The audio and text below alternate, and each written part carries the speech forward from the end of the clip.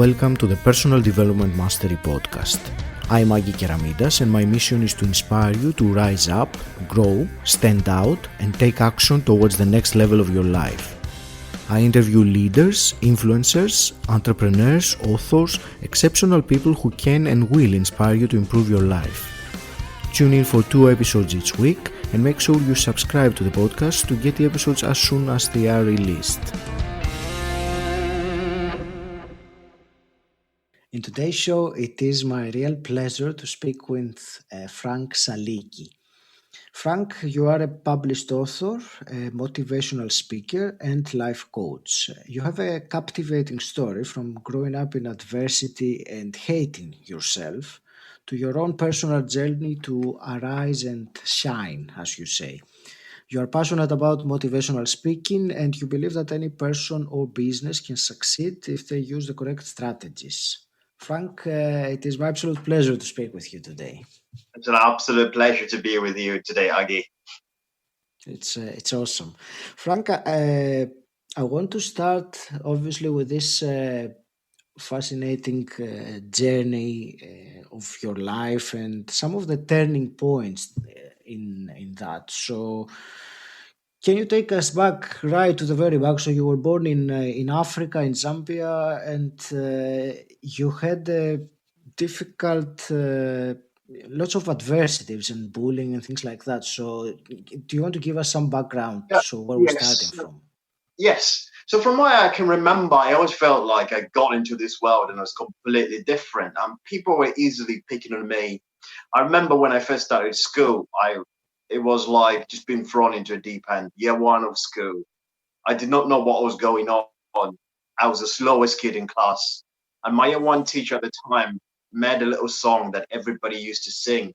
It went a bit like, Frank Saliki is a fool, Frank Saliki is Mr. Bean. And everybody used to sing that around school. So everybody then knew me because of that song. Mm-hmm. So wherever I went, people would sing that song. And very quickly, I started to struggle to fit in. Who wanted to be a friend with a kid everybody used to sing that song to? No one. So from then on, it just became a really lonely journey. And for me, trying to fit into the world became very, very difficult. I didn't trust a lot of people. People told me a lot of things about me. And what was more important is I believed those things. People said I was stupid. I believed I was stupid. People said I couldn't do things. I believed I could not do things. So I started growing up with that belief then that I could not grow. I could not do other things. People could bully me. Then the next day they want to be friends with me. I would still play with them because for me, that's what I thought I should be treated. I didn't think of any more. I didn't think of any better. So I just settled for somebody's going to be my friend. Okay. Next day, they don't want to be my friend. But next day, I want to be my friend to go back to them again. So I just grew up with that belief in everything that I did that I wasn't really good enough. And that's, the belief of not being good enough is something that I'm sure many people relate to. And I believe the next step in your journey, that turning point, was when you left Zambia to move to the UK, and you say that it was then when the real troubles began from you. For me that was a journey and a half. I grew up struggling so much, and we moved to Zambia when I was 15 years old, and for me that was a very difficult transition in itself. You don't believe in you. I did not believe in myself. I did not believe I was good enough. But then I kind of moved to a new country where I just feel like, oh, I'm so inferior in so many ways. I hated myself. I hated my skin color. I hated the way I spoke. I hated the way I looked. I hated everything that was me. I didn't like everything that was me. I was bullied through school again. And I still had this trouble that I was not good enough for what I was. In 2007, I found out I failed my high school exams. That was a turning point in a right direction, because the day I failed my high school exams, that's the day when, you know what, I gotta do something with my life. Otherwise, my life is not going to go anywhere. There's this moment in my life I talk about was I'm walking outside school and I watch young people on my left hand side celebrating, and young people on my right hand side really despondent. And I remember thinking, I've got a choice. I've got a choice. In a few years' time, I might be celebrating or I might be despondent. It's my choice now. I've got to choose from here. So that day I set a goal to go to university. But even though I set that goal, it was still a struggle. I still did not feel I was good enough. I was still suffering. I was still anxious. I was still depressed.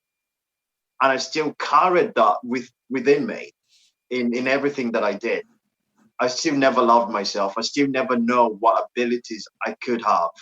There's an experience that was so powerful. It was 2012. I woke up one day and I thought, I can't do this. I was in my second year of university and I just said, I cannot do this anymore. My whole family were asleep and I woke up and I went outside and I go, I'm going to take my life today. And I went to this bridge in Newport in South Wales where people used to jump off. And I went, that's it, I'm going to do this. And I got to that bridge that night and I found a man who was planning to do the exact same thing. And all of a sudden, there was this bit of me that went into action. I started talking him out of jumping out the bridge. So that day when I went to take my own life, I helped somebody not to jump out the bridge and I went home. And that's the time I started realizing that, hang on, there's got to be something more. There's got to be something in you that is really stronger, bigger than any circumstance.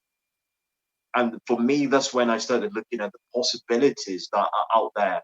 Even that at a point, I really didn't have that self-love about me, but I just thought there's got to be something more out there. That's fascinating. There are two things I made a note while you were saying this story. One was when you took the decision on that day that you want to be with this side of people, the ones that graduate. You said that obviously it didn't change the next day. So taking the decision is really the turning factor, but then it is all the work, the taking the action to actually move us where our decision. And that's a big distinction because you can decide or we can plan. Yeah. It's great, but it's the action that is going to create that reality for us. Yes, the action that followed, because as you said, the things don't change tomorrow. The reality when I woke up tomorrow was I had failed high school when I woke up the next day. So that was the reality. And the reality was I had so much work to do. The reality was it was going to be hard. It was going to be tough. Mm-hmm. So actually making a decision to say I'm going to do this doesn't mean it's not like somebody walks in front of you and say, good, you made the decision. Now I'm going to take away all the obstacles. No, the obstacles remain and go, right, we're going to stay right here. Let's see if you're going to get through the other side. Mm-hmm. Yeah, I think it's an important distinction to make about decisions and actually walking the talk of the decision and committing to carry on. And the other thing with your story that obviously I, I can't even begin to imagine what went through your mind on that night at the bridge. But I suppose when you go with that intention and you end up talking someone out of it that had a similar intention, I think I, I can only imagine this shifted something in here very much for you. It is. It's that moment. It's that moment where I'm walking back home and I thought, where has that come from? Mm. It's that realization that you've got so much power in you, because I did not know how much power I had. I did not know what I can do. And in everything that we do, when we are moving forward, when we're making progression in our lives, the one thing that we try to do is forget our past or try not to acknowledge our past. But one thing in the quest for self-love, what I realized is I had to acknowledge my past. I could not ignore my past. Then I had to look back and say, what has my past made me? Because that moment on the bridge started in 1996 as a year one student who'd been bullied. Mm-hmm. For me, that was a muscle. So from every bit of difficulties I first round the corner, for me, that was a muscle. And when it got to that moment from the bridge, that moment did not begin that night when I left home. Mm-hmm. That moment began in 1996. Yeah, it's. I truly believe that our life is guided in many ways. So all these things, when you look back, you realize that how they have been. Whereas Yeah. when you're living them or in the moment, you can't necessarily see the big picture. It happens afterwards. So Frank, tell me, what did you change after that night? How was it? Was that the point when you turned that around and started to gain back the self love you never had? But that moment for what it was a powerful, powerful moment. But what was incredible is it helped me to go through the last year and a half of university. Right. Because straight away, I kind of walk up and I go, I'm going to do my studies. It gave me that knowledge to say, I can do this. I can make those steps. So it helped me through the 1.5 year of university that was left. But that day, without realizing, something a lot stronger was born. Something a lot stronger was being born. And I did not really start working on that until November 2014. Mm-hmm. So from that, I began a new journey. I made up a Facebook page the night after I helped that man not jump off the bridge. I set up a new Facebook page and I started talking writing encouraging posts every day. Yeah. So what I did that day is actually change the direction of what I was doing. I kind of thought, what ideas can I share? What can I give? Can I encourage somebody? So I started from that point, just sharing ideas. So I did not do anything that was massive. I did not stand up the next day and say, I want to speak. I was still terrified of public speaking at that time, by the way. And so I just did the smallest thing I could do. So I'm going to share a word of encouragement today. So that night helped me go finish my studies, but also began a new journey just to encourage other people. Mm-hmm. And how relevant did you find that in coming back to you as a result, as a consequence, in terms of gaining some of that courage back yourself? That is quite for me, and it was like the encouragement I gave in the first year. I gave a lot of encouragement, which was really encouraging for me. Mm. A lot was for me. The lot was you don't have to give up. A lot of you are wonderfully made. A lot of it is you are created for this purpose. You are fine the way you are. You don't have to change yourself altogether to fit into the world. The world needs you as you are. So a lot of it was, I say, self-talk. It's changing my own self-talk from I'm not good enough, I can't fit in. The color of my skin, I can't ever do anything great. It was reversing that a lot. And that's I actually want to talk about that as a process. And before we do that, I want to ask one more thing to get even a better, I think, understanding of how you were. And you say that you hated your skin color, you hated your accent. So I want you to, can you describe to us how it feels to be like, so to feel so different, but in a very negative way?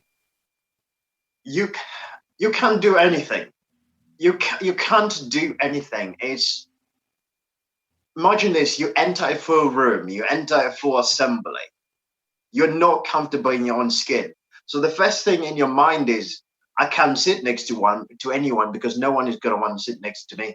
Mm, So you are looking for, if there is an empty chair at the back, you are looking for to find that empty chair at the back. If there isn't an empty chair at the back and you're going to go to sit next to somebody, the whole experience is uncomfortable. It's the worst experience for you. Like, I can remember this. I used to stand there and just like, wow, there's no sit. I've got to sit to somebody else. I used to sweat like anything else. It was so uncomfortable. And then it comes to talking. I hated my accent. I hated the way I sound. So then it means you can't speak up. You can't ask the teacher to say, can you repeat yourself because I didn't understand. So you can't repeat those things. So you're really working into this world where you need to communicate with people. As you know, in the world, it's all about communication. But you are not comfortable in your own skin. So you find it hard to communicate because if one kid laughs at your accent, to you, because from where my esteem was, how low my self-esteem was, everybody else was laughing at me. So from that point, you just think the whole world is against you. So you're living in a state that is so depressing, it's so uncomfortable. You're not comfortable in the smallest little things. You're not comfortable in just ordering food at McDonald's. You're not comfortable in just paying stuff. So it's not just those. It's not just a big thing. Big things like standing up and speaking assembly. It's the smallest little things in your life that becomes just so much hard work for you. Yeah. And that you're living in that bubble where you're just thinking, well, it's so much easier. I think my parents used to say, you're in your room, because sometimes I would stay in my room for 8 hours and play music because that was just a lot more comfortable. Nobody can see me. I can't compare myself to the next guy I saw coming around the corner. So that was really uncomfortable. It all just became a really uncomfortable experience. Thank you. And the thing is that no matter, let's say, the person next to you that you sat next to you, they might have had the best intentions, but when Yeah, you feel like that about yourself, you emit that. So the other person will, at some level, pick that up and certainly not behave in the same way that they would have if you didn't have that it didn't happen. Yeah, fearful inner dialogue. yeah, I am familiar with that, Frank, myself, not in the same way, but in a limiting belief way of not allowing me to express myself and keeping everything, all my thoughts to myself. So I yeah. think it's very common. I'm sure you've seen that with many people, that this kind of fear of not good enough, or the fear of the judgment from other people, is one of the most common fears that the Yeah, majority share. yeah. Do you know one thing I notice is wherever you go, I've worked in organizations where you get this one person who walks in the room. They walk in the room and they speak to everybody the same way. Yeah. And what is amazing about it is everybody else responds to them the same way. Mm. It doesn't matter how long somebody has been. I worked with this woman. I walked in and she came in, she greeted me like I've known her for 10 years. And I started speaking to her and we spoke like we've known each other for 10 years. Because of the way she walked in the room, that's exactly the way I responded to. And when I look at that, when I look back on my school days, a lot of people used to respond to me probably in that way because of just the way I carried myself. Yeah. And some of it might have looked like people don't like me, but it's just people really being uncomfortable and they don't know how to respond to you because you're producing this negative vibes. It just goes out. If you put out the positive vibes, people respond to that. You put out the negative vibes, people are going to respond to that as well. Mhm. Absolutely. So, Frank, I want you to take us then to this journey of gaining back your self love. And I want you to share with me some major discoveries you made along the way. One of the major discoveries along the way that I've discovered. So 2014, I read Les Brown's book, You Can Live Your Dream. This was something else. You read a book and you put it down and you go, I can do that. I can definitely do that. At the time, I was really still self-conscious and everything else. And at the time, I thought, oh, I can do that. Then we had a few months after that, I started making these videos. Then somebody said, "Oh, if you want to be a motivational speaker, you better write a book.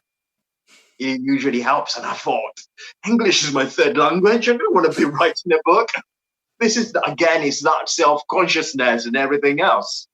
And I sat there and I started typing this thing. Let's give it a go. And I could not believe, even up to now, how easy I found the whole process. So within like 7 months, I've got a book. So then I started this journey of speaking to people. And along the way, I started, for 2-3 years later, I had my own event called Finding Your Voice, which was set up in Gloucester. And even up to that, I had my own book. I had won a Toastmaster speech contest, an area contest. I had come third in a division contest. And I'm still asking, why is it that I've done things that so many people can only dream of, but I still don't feel comfortable? And then this way come back to running away from my past. Because in everything that I was doing, the one thing that I was doing is I was trying to run away from my past. I was trying to bury my past. And we can't just wake up one day and bury your experience. You can't bury what you've gone through. You can't bury the head one day. It's about sitting there and acknowledging the pain. And this one day I sit there, and it was this one night, I'm sat there and I just cried. I cried for 2 hours, and I sat there and I thought, let me just feel the pain. Let me acknowledge what I'm feeling. I don't love myself. I looked in the mirror and just said, I don't love myself. And a few weeks later, I had an event with Will Poston. And we sat there, and I'm sitting there, and this everything that he said, when it got to the power of self-love, the importance of self-love, that hit me. He's sitting there, and I'm looking at everything that I've done, and I thought, I've got everything. I've got my coaching that goes really well. I've got my speaking that's going really well. I've got my book there. I'm writing another book. But the one thing that is missing more than anything else is what I think about me. Because in everything that I was doing, I was still this 6-year-old who was rejected. Even though I have so many friends now who care, who love me, I've got a wife who's always there to care for me. I was still this 6-year-old kid, still crying for acknowledgement, still crying to be involved, still crying to be loved. And at the same time, I was an adult who was trying to run away from that experience. See how confusing the whole thing is. So it's still got to be this kid who wants that love and that care, but I was still the adult just trying to run away from that experience. And I had to sit there and I go, I accept that kid did not get the love and care that he needed. But that was a foundation that I needed. That was a foundation to something else. And I sat down, I made every experience. So my next book called Finding Your Voice is all about every experience in my life. I've set up the years and what I learned from every experience. So what did I learn? Because of being called names from year one, what did I have? What a lot of those kids didn't have. I thought I had to start learning to be strong. I started learning to be strong at 6. And I look back and I go, if I did not have that experience, I could not be doing the things that I do today. If I did not have that experience, I could not be somebody who, when I have a setback, I'm one of the people, when you get a setback one day, I spend 2 hours a day, the next day I'm up. And I look back and go, it's because of that experience. I'm able to overcome a setback a lot quicker than what other people can do. And it generally what I ended up having is what are the great things that have come back from my past experiences? And I sit there and I go, can I write 10? And I start writing. At first it was really hard. But Agi, when I started going, I was like 115 things that are really working out well for me because of my past experience. And I'm able to look back and I got 50 things that are working out so well today because of my past experience. And that's the point. I go, I don't need to change me. I need to love me. And I can enjoy the things that are got in my life right now. It's a great way to describe it. It's fascinating because I was about to ask you. You said to not not ignore the past, to acknowledge the past, to sit down with it, and you said about crying. So I was about to ask you. So someone who wants to acknowledge the past and find out the pain that there is there in their child self. What kind of process would you recommend to take? I think it's one of those things that you do it better with. You do it a lot better with your coach or your counselor, because I was able to do that process because I'm a coach. So I was able to go back to that process and ask those questions to myself of what I needed to ask. So it's a process where you sit down and think, what have I learned from that experience? What was that experience all about? What has really come out? So it's almost like you're trying to create branches from that experience. What has come out from that experience? Because a lot of times when we look at a past experience, we're really focusing on the painful bit of that experience. We go back to say that was really painful. That experience may have stopped being painful 10 years ago, but we're really focusing on the fact that at that time it was really, really painful, that we actually do not acknowledge what has come out because of that experience. What do you do because of that experience? Like I say, I'm one person now I recover very quickly to setbacks. I'm one person now, probably I never get affected by what people think because of that experience. I've just learned, sometimes people are not going to like you. Sometimes you're going to get people who were negative about your dreams and everything else. So I've learned from that experience. That is a good side from that experience. There was pain then. There was that pain. But the question is whether you want to carry that pain in the future, or you want to say, it was painful, but I'm going to get these things that have come out from it. Frank, let me ask you. Let's say you had to give to the listener. Let's say the listener now is struggling with their own sense of self love. Let's say they're not in the best of places at the moment. If you could give them one actionable piece of advice, something that they can do today, tomorrow, and start changing things, what would you advise? I think for me, if I did, because I was struggling to make friends and everything else, a lot of the things that I did for other people. A lot of things that I was doing was for other people. A lot of things that I did was to fit in. And the one thing for me that was important the day I say I feel so much love, the one thing I did that day was did something that was just for me. And that's the most important thing. Ask yourself, what can you do that is just for you? Something for you. It doesn't have to involve your wife, your husband, or anything else. Something that is just, what can I do? Something that is just for me.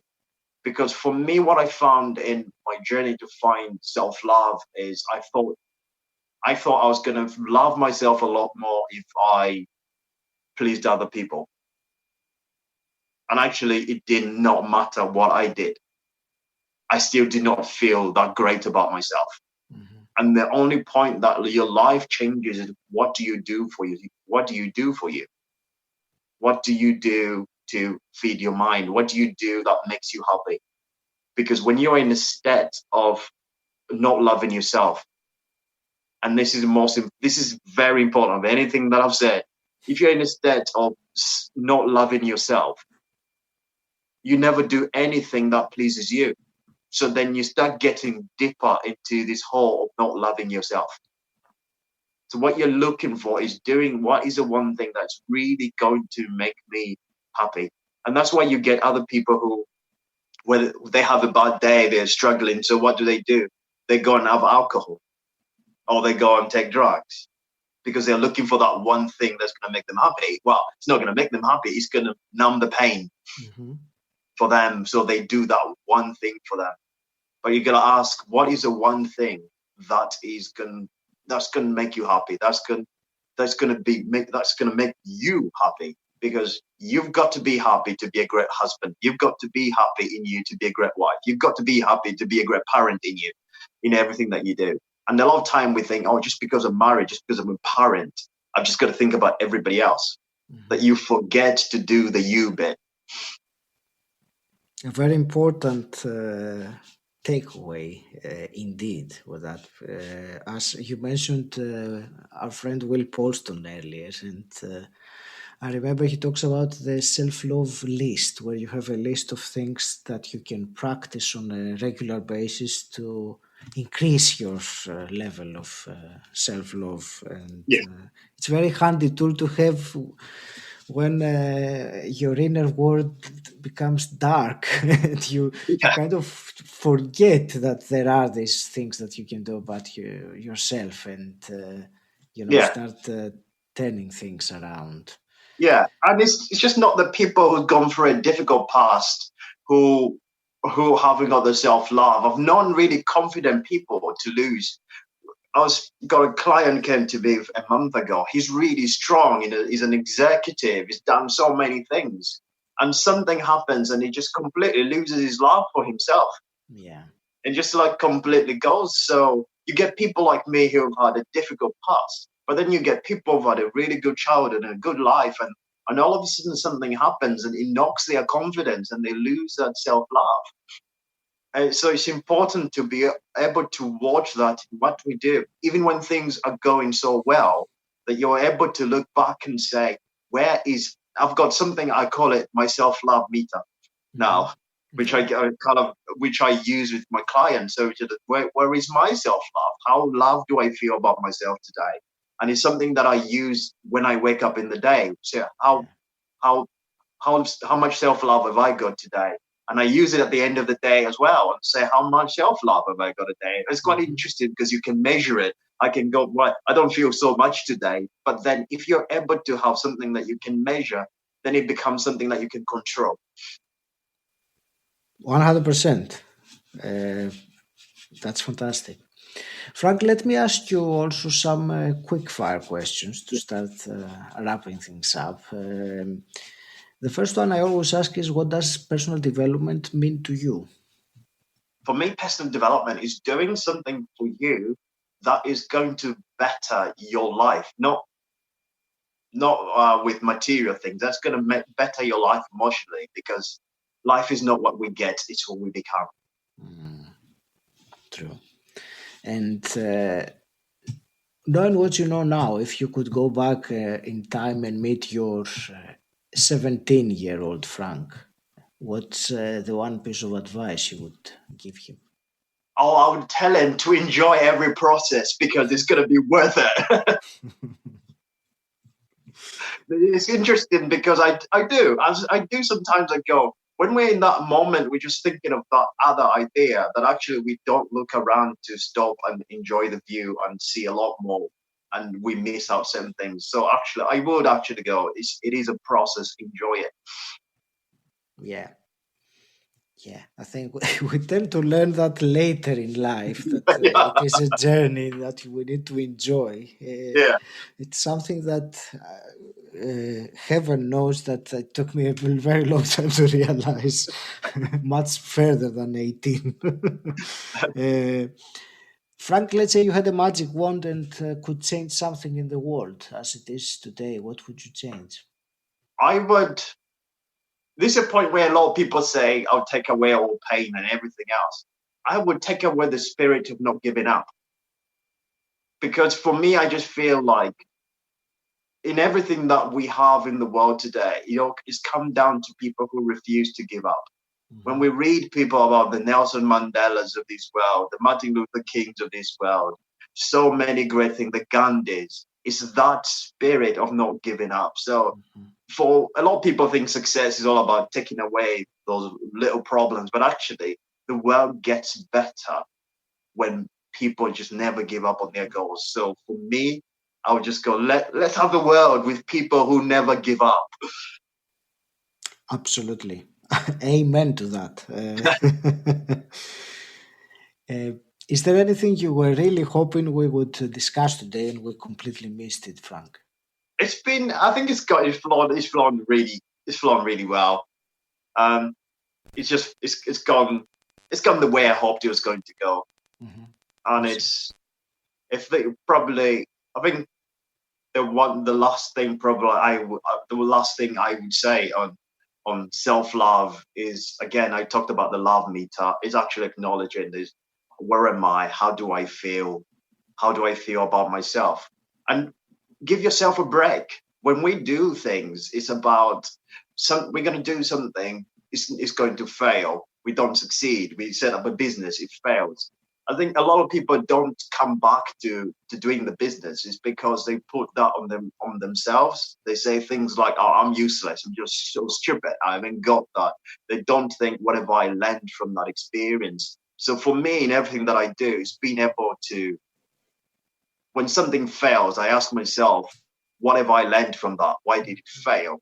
But I don't put the whole blame on myself. I don't feel like, oh, I'm so stupid or anything else. I go, what have I got? What have I learned from this experience? And self love is about learning from experience and using it to advantage. There's always going to be there's always going to be low moments in our lives, but what you don't want to is for you to lose yourself in those low moments, and you become those low moments. You become the man or woman who had a failed business and you never ever set up another business. But self-love is being able to go, right, I tried that business, it didn't work, but I've learned from this. It failed because of what I did not know, and I'm going to make it succeed because of what I know now. Thank you, Frank. I was just taking a note. That was something incredible you said there. Not to become those low moments. Can you share with us how can people find out more about you and what you do and how can they connect? Yeah, so you can find me on my website, franksaliki.com. Mhm. So Saliki is spelled Saliki. So it's franksaliki.com. You find I got my details there, got my email address on there, and also you can also find a copy. Mhm. You can find a copy of my book, Arise and Shine, Mhm. uh, in which I talk about the journey from failing my high school exams and to setting a goal to go to university and the whole process to get there. And you again, you can find that on Amazon. You can find that, or you can contact me with the details on my website. You can contact me for a signed copy as well. Awesome. Frank, I want to thank you very much for this conversation. I think there were some invaluable things that you shared, and I'm sure that everyone, but especially people who have had or been are having at the moment some issues with their self-love, will find some golden nuggets, shall we say, of things that they can do to change things around or start changing things around. So I want to wish you all the best with your business and with your life and Thank your you. mission to inspire people. Yeah. Any parting words?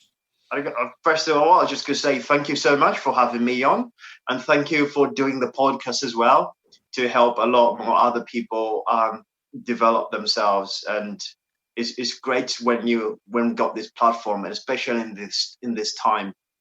And I think my parting words, at the moment we're living in a very difficult time. It's a very we can't go away from it. But the one thing that you can't do in the power of self love, don't make it personal. It's a difficult time. And in everything that you're doing, don't make it look like you're failing. Just look for ways to make things better, to improve. When you separate that from your personal with everything that's going on, you start looking for solutions, you start looking for answers. And that's the thing that you have to take. And in everything that you want to do, if you've been looking to do something and you've been comparing yourselves to other people, remember, especially when we look at other people, me and Agi in the personal development, when we start this, we look at other people who are doing it for a long time. The Les Browns and Tony Robbins. A lot of people do that. They compare themselves to people who have been doing it forever. The only thing that you need to do is one thing that I did in 2007. Just make that step. Make a decision and follow through. Thank you for listening. If you enjoyed it, please subscribe and rate Personal Development Mastery on Apple Podcasts, and also share this episode with someone who you think will benefit from it. If you want to become part of an exclusive community, gain access to unique content, and at the same time support this podcast, then become my patron. The link is in the show notes, or you can type bit.ly/pdmpat. If you want to know more about what I do and how I can help you, join my Facebook group Personal Development Mastery. Again, the link is in the show notes, or you can simply type bit.ly/pdmgroup. And until next time, stand out, don't fit in,